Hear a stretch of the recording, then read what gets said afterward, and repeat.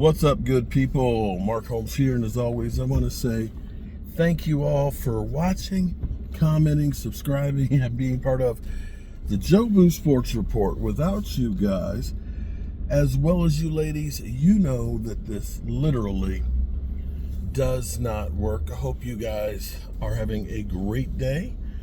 I am, I'm knee deep in working on a space.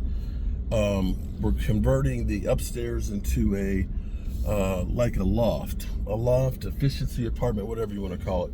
And I'm changing out some windows and things.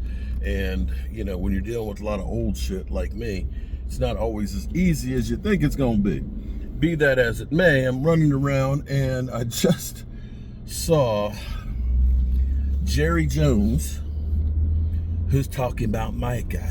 Micah.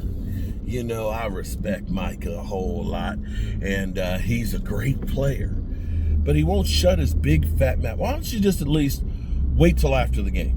Why do anything to piss off Micah Parsons?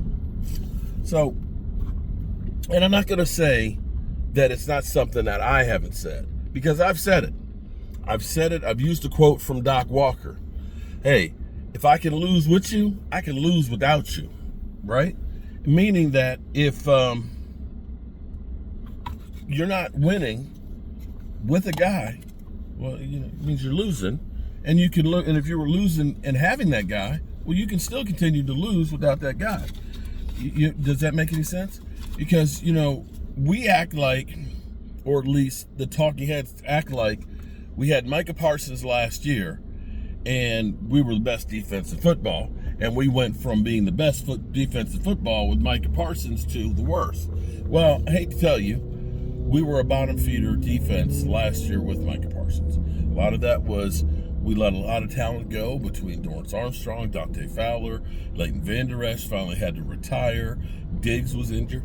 I mean, you can go down the line. Hankins was gone. We ended up just getting rid of all the talent. And the defense was bad last year. You may remember, or maybe you forgot, the first 3 weeks of the season, the defense was so bad that against Baltimore and against New Orleans, we could not get them to a fourth down. Excuse me. Let me rephrase that. It may have been that they did get to fourth down and they kicked the field goal. We could not stop them and force them to punt. Okay? So either they're kicking field goals or they're scoring touchdowns, or we didn't stop them. And that's the reality of how bad our defense was, even with Micah on the field on those games. So to say that we just have literally done a 180 because Micah's not there is not true. And I'm not saying that Jerry Jones was wrong in saying, because what he basically said is, we had Micah, and Micah looks good out there, and we've done some great things with Micah and stuff, but we've lost a lot of games with Micah too, and it wasn't like we were winning Super Bowls and having Micah Parsons on the team. I agree, but why continue to poke the bear, about a tribute? Now, I'm not sure. People will say, well, you did tributes for, DeMarcus Ware and things like that. Yeah, but DeMarcus Ware didn't say, trade me.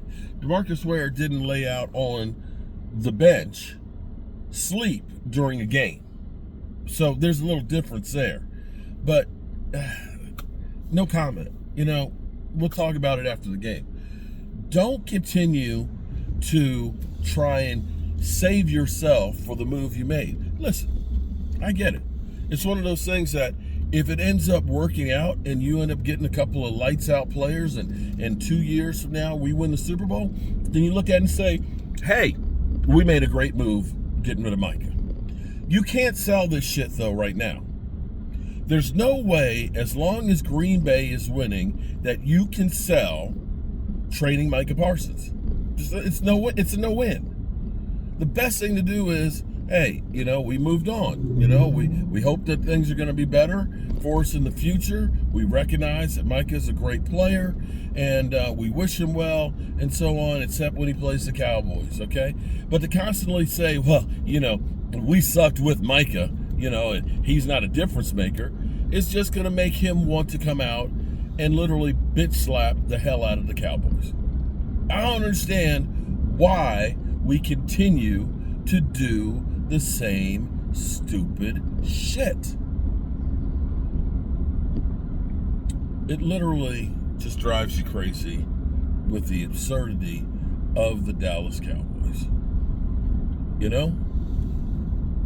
Don't give them more locker room material, and don't pump up the Green Bay Packers, the whole team, because now you have to worry about Micah Parsons as the battle cry. This is our new teammate.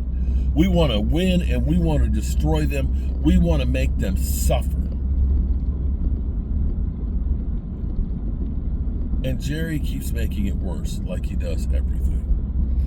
I can't understand it, bro. I just can't understand it. It sucks to be a Cowboy fan sometimes, man. It just sucks to be a Cowboy fan. So, there you have it. Jerry Jones trying to piss off Micah Parsons. Oh well. Other than that, everything's great. I've got something. I got something that eventually I'll talk about it. But something that has been bothering me for about 5 or 6 years, that has been literally hell, I have figured out. I have figured it out, and I now just need to know what to do with it, you know, because they say revenge is a dessert served best cold. It's kind of crazy because, you know, as they say, the best place to hide is in plain daylight. And, yeah, something that has caused me a whole lot of pain and aggravation. Not just me, even. Figured it out.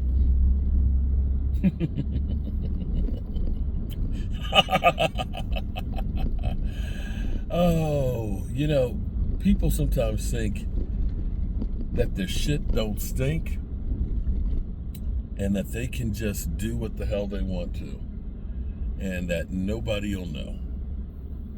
Well, I'm going to tell you. I know. And you know who I'm talking to.